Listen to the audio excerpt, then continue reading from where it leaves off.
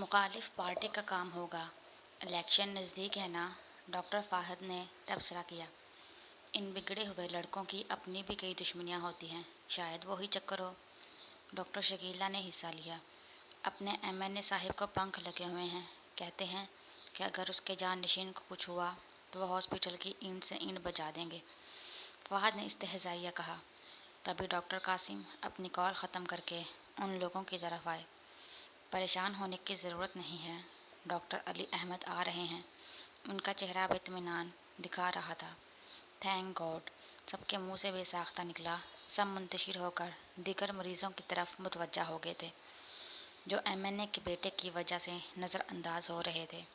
مریم ایک ادھیڑ عمر عورت کا BP چیک کر رہی تھی جب اس نے اپنے کیبن میں بیٹھے ڈاکٹر قاسم کے ساتھ کسی اور کو دیکھا۔ شاید وہی ڈاکٹر تھے، لیکن وہ ان کی صرف پشت ہی دیکھ سکی تھی۔ ڈاکٹر قاسم نے اسے ڈاکٹر علی کی ہیلپ کرنے کے لیے کہا تھا۔ اس نام پر دل جانے کیوں اٹھا اتھاہ گہرائیوں میں ڈوبتا۔ وہ OT میں آئی تو سب مکمل تیاری تھی۔ اس نے بھی گلوز چڑھائے ہوئے تھے اور منہ پر سرجیکل ماسک۔ نرس اور ڈاکٹر بھی اسی طرح ماسک لگائے ہوئے تھے۔ افراتفری میں آپریشن مکمل ہوا، جو بہت ہی مشکل تھا، لیکن کامیاب ہوا تھا۔ اللہ کا شکر ہے ہم کامیاب ہوئے، ڈاکٹر احمد علی نے اب پہلی مرتبہ اس کی طرف دیکھ کر کہا تھا۔ تو مریم نے بھی نظر اٹھائی۔ اس کا شک درست تھا۔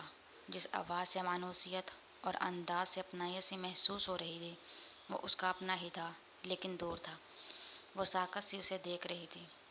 دوسری طرف علی کی حالت بھی کم و بیش ایسی ہی تھی۔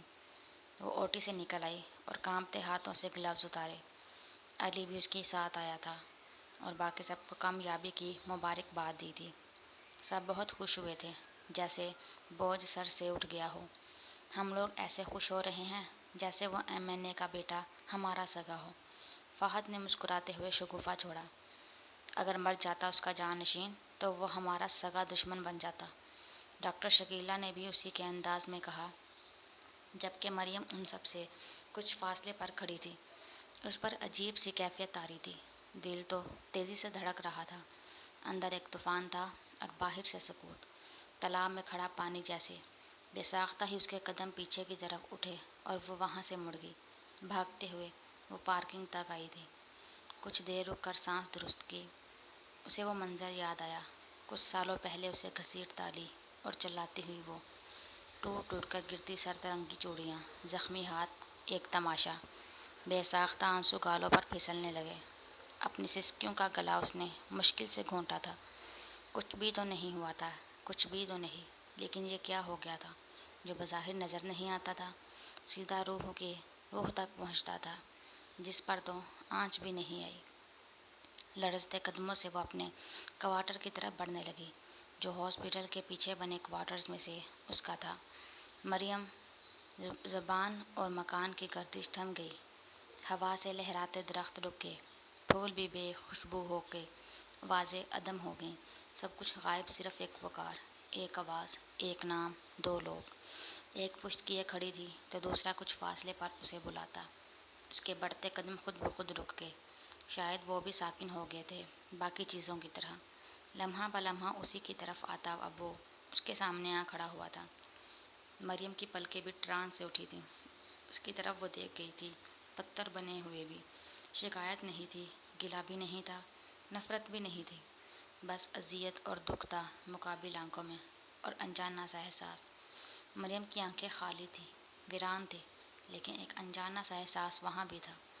تم، ایک ٹوٹتا فقرہ علی کی زبان سے نکلا تھا۔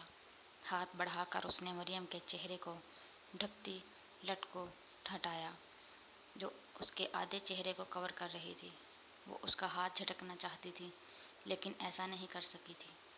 کچھ نہ کہو جانا، آج چپ رہو جانا، کوئی شکایت نہ کرو تم، کوئی شکایت نہ کروں میں، جو کہہ رہی ہیں دھڑکنیں سنو جانا۔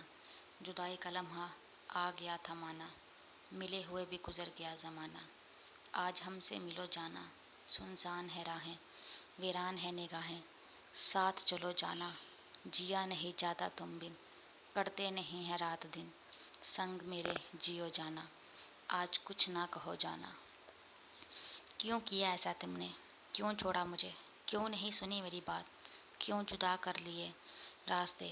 اتنا سا اعتبار تھا تمہیں مجھ پر؟ علی کے لہجے میں اذیت بول رہی تھی۔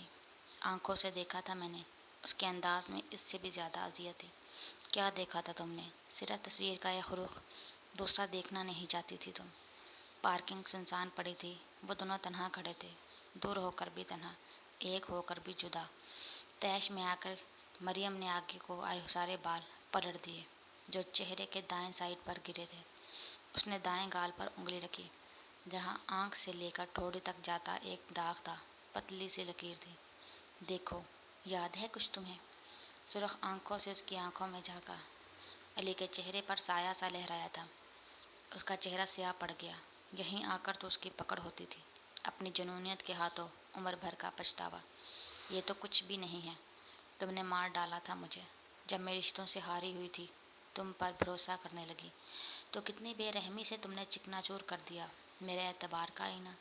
جو لوگ پہلے سے ٹوٹے ہوئے ہوں، دوبارہ انہیں توڑا جائے تو وہ بکھر جاتے ہیں، کئی ذروں کی صورت صحرا میں ریت کی طرح، دن میں سلگتے ہیں اور راتوں کو ٹھٹھرتے ہیں۔ تم نے ایسے بکھیرا ہے مجھے علی۔ آخر میں اس کی آواز میں نمی سی گھل گئی۔ مجھے وضاحت کا موقع تو دیتی تم، ایک موقع، کیا پتہ یہ سب نہ ہوتا؟ اس کی بات پر تڑپ اٹھتے ہوئے علی نے کہا، تم نہیں جانتی تمہارے درد نے مجھے راتوں رلایا ہے۔ اس کی آواز میں دکھ بولتے تھے، ہجر کی خاموشی تھی، دل کی تنہائی تھی۔ اس کو جواب دیے بنا وہ آگے بڑھ گئی اور جلدی سے اپنے کوارٹر میں جا کر اندر سے کنڈی چڑھا لی۔